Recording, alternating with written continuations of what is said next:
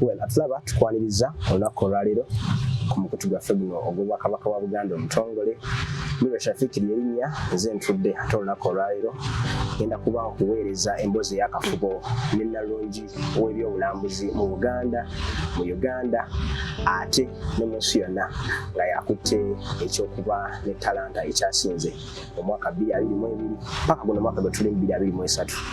Sidi Nabulya Kavuma ye mugenyi waffe olunaku olwaleero era agenda tuba atubuulira ku mwaka gw'omulamba. Sidi nsanyuse nnyo okuba nti njogerako ebimmwe. Erinnya nze Nabulya Sidi Kavuma, Nnalulungi w'ebyobulambuzi. Actually nze yali Nnalulungi w'ebyobulambuzi mu Ssaza Kyaddondo kuba omupya yatikkiddwa.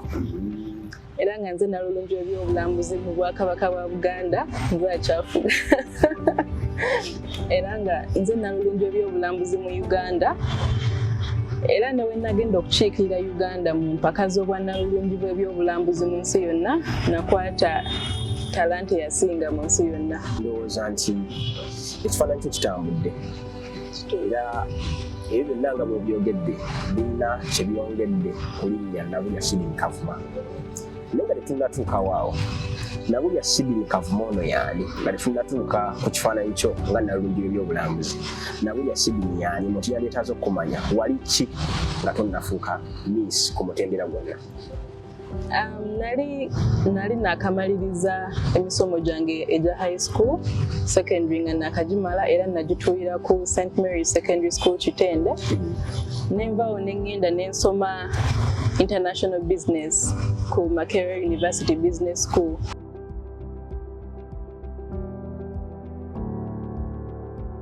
Professor Waswa Balunywa ateekawo conferences ningi nnyo ku ssomero, abantu ne bajja ne boogera ku bintu eby'enjawulo. So ndi mwogezi mulungi era mu Luzungu nkubawo bukubi ekyo nkimanyi. Kati somo zo conference awo we nali nzija nenvayo nenjogera eri abantu. Waliwo omukyala kansala wa Bugolobi, women councillor Nusfa eyandaba n'angamba Sidi jangu okiikirire ki Kyaddondo oyinza okujja n'angamba sibimanyi naye kangezeeko. So nali muyizi ng'omuntu omulala yenna wasobola okubeera. Saali nti ndi muntu mukulu nnyo mu ggwanga era nali student. Twagala okutunula nga bw'ogambye kansala yajja n'akulaba akuteekamu ekirowoozo. Ekirowoozo ekyo bw'ekifuna wakyagalirawo oba wasooka kutyamu? Amazima gali nti natya kubanga nze sikuze nga mmanyi ebyobuwangwa byange. Ndi mukyala Muganda era sigenda kumenya abazadde bonna buli ali eyo kuba tetufuna budde bulungi nabo tuba mu bisulo masomero twogera Luzungu. Kati ogenda okulaba nga kaholiday ake weeks 2 tewali kyekakwongeddeko kumanya kikyoli.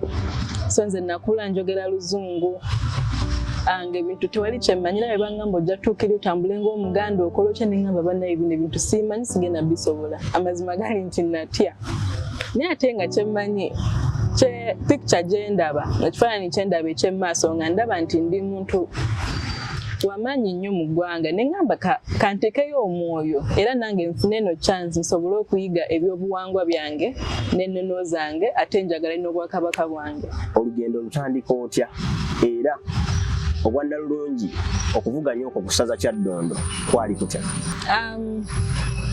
Okuvuganya okwo kwali nali nakutya kuba sivuganyangako bwe nazaalibwa sigendangako mu oba tumudolinge ku masomero oba tukole ki wadde okwesimbawo sesimbangawo. So tewali kye nali mmanyi era nali ntya. Naye ate bannange Buganda Youth Council nakawe ina amaanyi bali abantu bakuteekamu amaanyi ne bakuteekamu vibe bagamba mwana waffe ffe tujja kuyambako tujja kola buli kisoboka osobole okubanga ki oyitawo ku Kyaddondo. Era we twabaawo ne tugenda ku nviiri ne tunoonya ebyambalo ne banjigiriza okutambula ng'Omuganda ne tukwatagana ne bazadde bange ne basobola okunnyambako. So era nkumanyi bulungi gyenva gyenaaziikibwa byonna mbimanyi.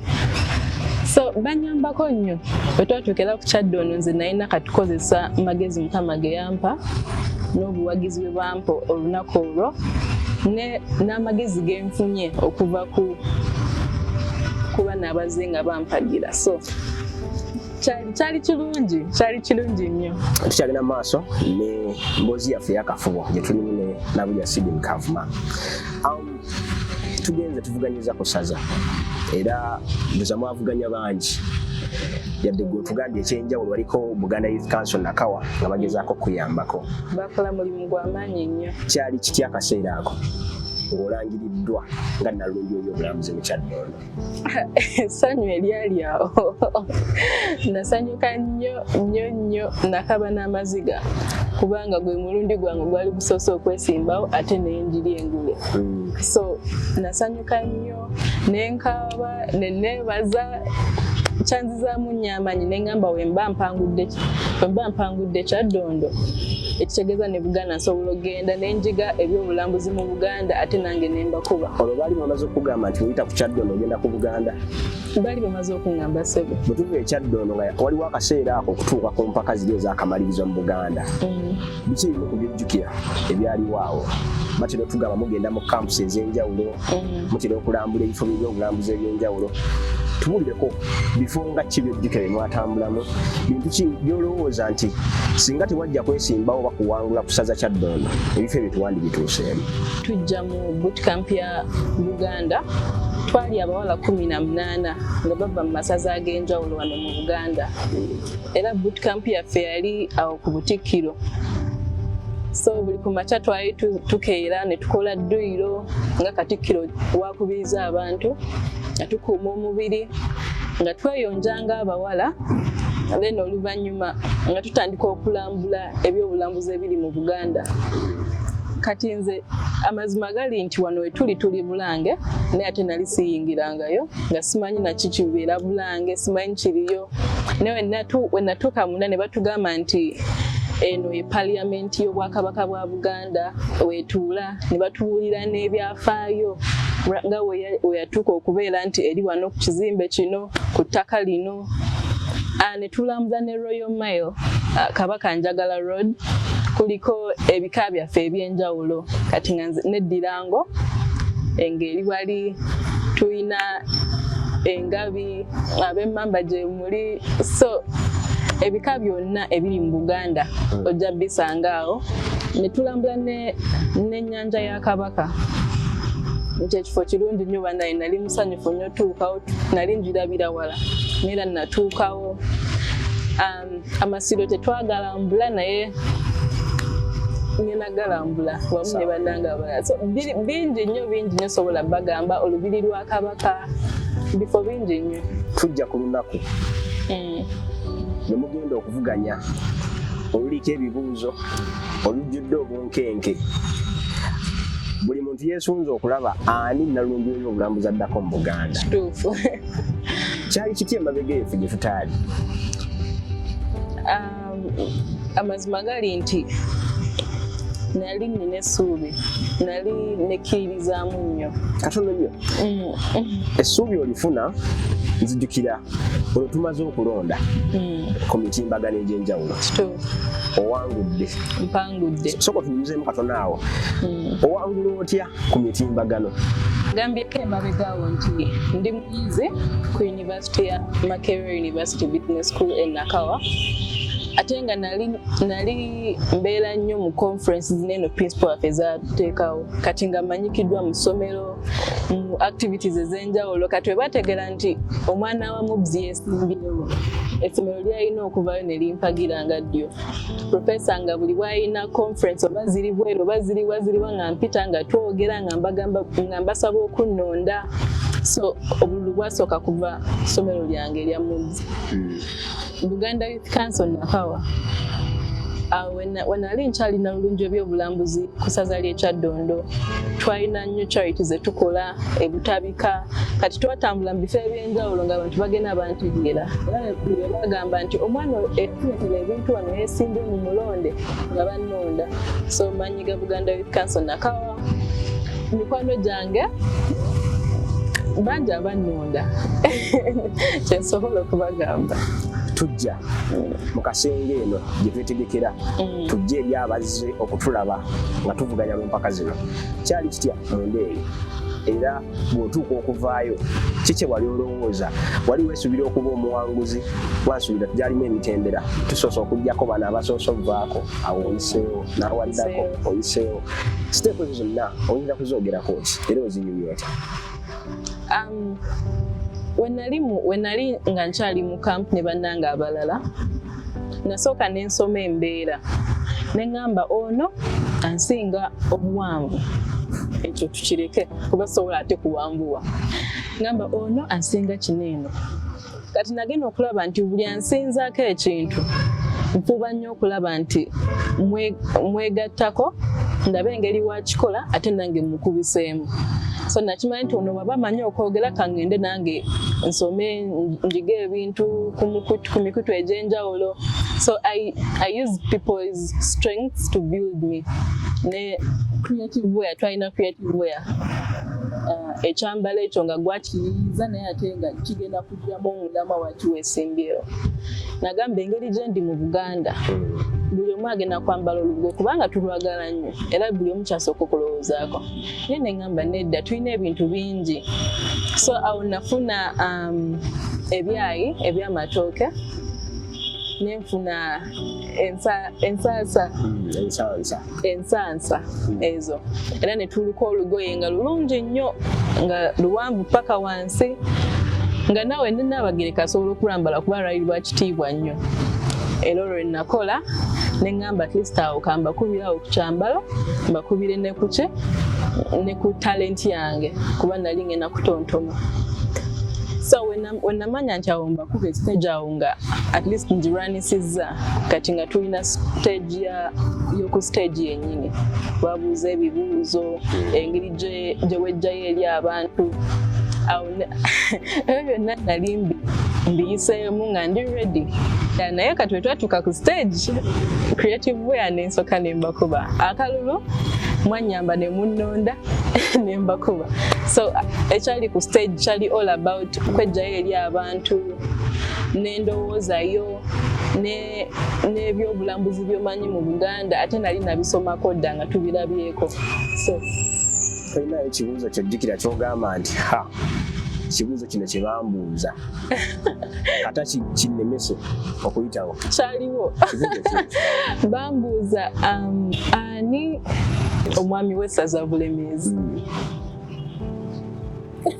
nga simumanyi kubanga tulina amasaza 18 kyakomekera kigaanidde ddala bwe wakirowoozaawo gaana wallahi nasobola kujjayo linnya lyo nti anditeekewo kyagaana omwami wa Kabaka akulembera essaza Bulemeezi yekangaawo tukyali ne Sydney Kavuma Nabulya Sydney takyali wa bulijjo era tusuubira ntajja kubeera wa bulijjo ebbanga lyonna naye byonna tubiyiseemu tutuuka kaseera kali ak'okulangirira ogambye okuvuganya kuno kwali kwa bunkenke nnyo singa eno emabega gy'olowooza nti ku ssaza wali olowooza ojja bakuba tuzze ku Buganda abantu bavudde mu masaza ag'enjawulo owulira otya mu kaseera awo amazima gali nti nali nkankana naye ngaera sikankana nnyo kuba nakimanya nti nawaayo kyonna kye nali nsobola okukola ki okuwaayo so balangirira eyakwata ekyokusatu nga nsanyuse kubanga ate nalina essuubi ne balangirira obwokubiri obunkenke bwe bwajja kuba twasigala bana 16 neŋŋamba naye kati nze ani agenda okuvaamu mu abo 16 naye era Mukama nannyamba bajjajjaffe ne batuyamba nenangirirwa kale Sydney Nabulya Kavuma bamaze omulangirira nga Nnalulungi ebyobulambuzi mu Buganda akaseera ako otandika okwefumiitiriza ku ki kyekitegeeza twogera ku Buganda ejjudde ennono obuwangwa ne byobulambuzi bezza okukiikirira walowooza ku buvunaanyizibwa obukwolekedde nga Nnalulungi ebyobulambuzi mu Buganda nabulowoozaako ge mazima nabulowoozaako ku Buganda gye tulowooza nti erina abantu obukadde obusoba 15 olowooza ki kyokoze ku byobulambuzi bwa Buganda Buganda kyensoose okukola oba kyensoose okuyiga n'enjigiriza n'abalala ze zimu ku nnono zaffe n'olulimi kubanga nze najjanga n'Oluganda luzibu lwakwogera kuba saakula nga ndwogera nakula siwogera naye kati wano nsobola okutwala essaawa nnamba at least nga njogera ekintu ne mukitegeera oba olulimi lwange ne ndwogera bulungi so nakitandikira waka waffe era ewaka twogera Oluganda eyo format y'Oluzungu waka twagijjawo twogera Luganda kuba twagala tukyeteekemu ekyobuwangwa bwaffe. Nayiga okufumba oluwombo. Oluwombo luli so unique.